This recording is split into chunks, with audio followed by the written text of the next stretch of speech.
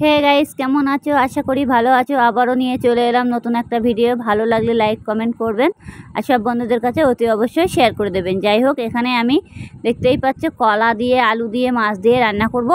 যাই হোক, কলাগুলো আমি আগে সুন্দর করে ছুলে নিয়েছি, খোসাগুলো ভালো করে ফেলে দিয়ে নিয়েছি।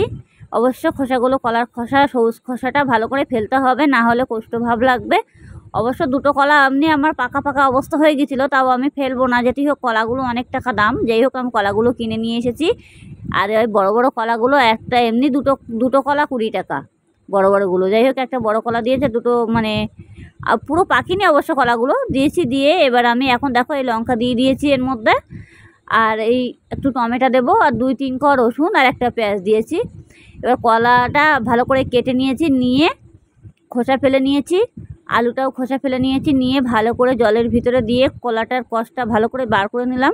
অবশ্য কলা কেটে জলে রাখতে হবে, নাহলে মাছ দিয়ে রান্না করবো। যেতেই হোক, কলার কষটা তো ছড়িয়ে থাকবে তরকারির ভিতরে, এর জন্য আমি যার জন্য কলাটা জলে দিয়েছি, কেটে তুলে ধুয়ে ভালো করে 2-3 ধোয়া দিয়ে তুলে নিয়েছি। নিয়ে আমি কলাটা একটা থালার মধ্যে রেখে দিয়েছি। যাই হোক, তার আগে আমি এবার মাছগুলো নেব। দেখতেই পাচ্ছ, এরকম আমি মাছ নিয়ে এসেছি।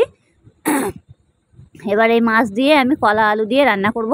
এখানে রুই মাছ আছে, বড় বড় মাছ আছে এখানে, দেখতেই পাচ্ছ। এবার মাছে আমি নুন হলুদটা ভালো করে মেখে নেব, নিয়ে তাড়াতাড়ি করে মেখে কিছুক্ষণ রেখে দেবো। যেই হোক, আমি নুন আর হলুদটা দিয়ে দিয়েছি। সবসময় যেন মাছের ভিতরে লবণ হলুদটা মেখে রেখে দিলে মাছের ভিতরে ভালো লাগে খেতে, আর লবণ হলুদটাও ঢুকে যায়। অবশ্য লবণ হলুদটা তাড়াতাড়ি করে অনেক সময় দেওয়া হয়, দিয়ে কড়ার মধ্যে ছাড়া হলেও পরে মাছের মধ্যে কোনো মশলা ঢোকে না, কাঁচা কাঁচা ভাব লাগে, আস্তে আস্তে গন্ধ লাগে। যার জন্য আমি আগে মেখে কিছুক্ষণের জন্য, মানে 2-3 মিনিট অবশ্য মাছটা মেখে রেখে দিলে পরে খেতেও ভালো লাগে। যাই হোক, ভালো করে আমি মুখে মাছগুলো মাখলাম। মেখে এখন আমি মাছটা পাতিয়ে রেখে দেবো কিছুক্ষণের জন্য। এই যে, তার আগে এবারে আমি কড়াই বসিয়ে দেবো। কড়াইটা বসিয়ে দিয়ে তাড়াতাড়ি করে কড়াই বসিয়ে দিয়েছি। দিয়ে আমার কড়াইটা অলরেডি গরম হয়ে গেছে, দেখতেই পাচ্ছ। কড়াই বসিয়ে দিয়েছি, ভালো করে গরম হয়ে গেল কড়াইটা। আর সবসময় জন্য কড়াইটা যাতে গরম করবে, মাছটাও তো তাড়াতাড়ি ভাজা হয়ে যাবে। যেটি হোক, আমার কড়াইতে তেল দেওয়া হয়ে গেল। এবার মাছগুলো এক এক করে মাছগুলো পুরোটাই ছেড়ে দেবো। মাছগুলো পুরোটাই এক এক করে ছেড়ে দিয়েছি, দেখতেই পাচ্ছ। এবারে আমার মাছগুলো ভালো করে দিতে হবে, যাতে গায়ে তেলটা না ছিটকায়, সেভাবে দিতে হবে। আপনারা চাইলে খুন্তি দিয়েও দিতে পারো। আমি অবশ্যই আজকে হাত দিয়েই দিচ্ছি, খুন্তি দিয়ে প্রতিদিনই খুন্তি দিয়েই মাছগুলো দেই। যেটি হোক, আমি আজকে হাতের মধ্যে মাখা রয়েছে বলে আমি আর হাতটা ধোয়ার টাইম পাইনি, যার জন্য আমি হাত দিয়েই মাছগুলো দিয়ে দিচ্ছি। খুন্তি দিয়ে দিলে আর গায়ে লাগে না, দূর থেকে মানে মাছটা দেওয়া যায় আর কি। আর হাত দিয়ে দিলে হাতে লাগার সম্ভাবনা থাকে বেশি। যাই তো আপনারা যেভাবে চেষ্টা করবেন ভালোভাবে যাতে গায়ে না লাগে, হাত দিয়ে দেবেন কিংবা খুন্তি দিয়ে দেবেন।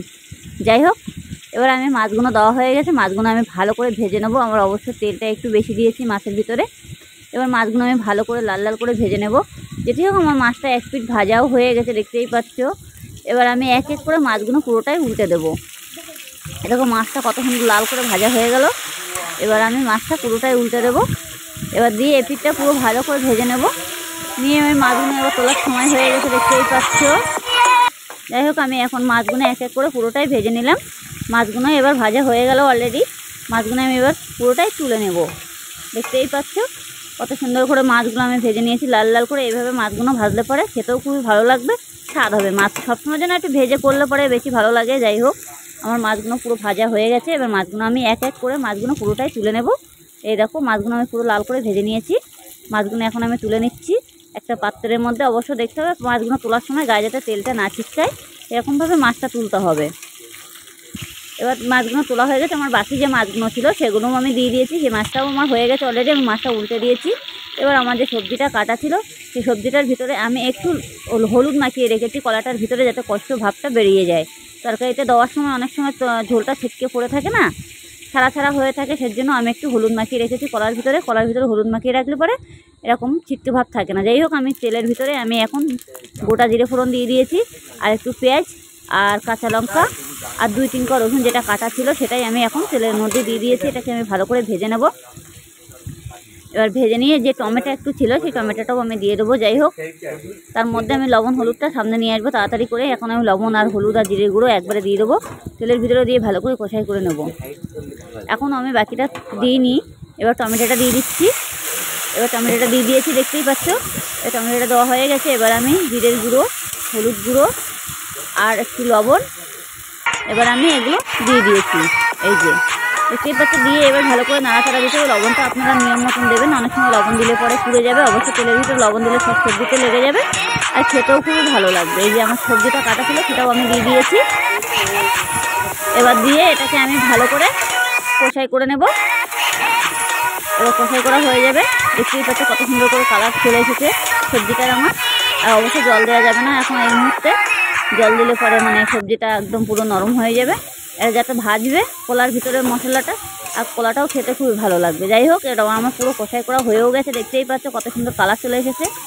আর মানে খেতেও খুবই স্বাদ হবে। সবসময় যেন তেলের ওপরে মশলাটা দিয়ে বেশি করে ভেজে ভালো করে মানে তরকারিটা যত কষাই করবে তত তরকারিটা টেস্টি হবে। যাই হোক, আমার হয়ে গেছে, আমি জল দিয়ে দিয়েছি তরকারির ভিতরে।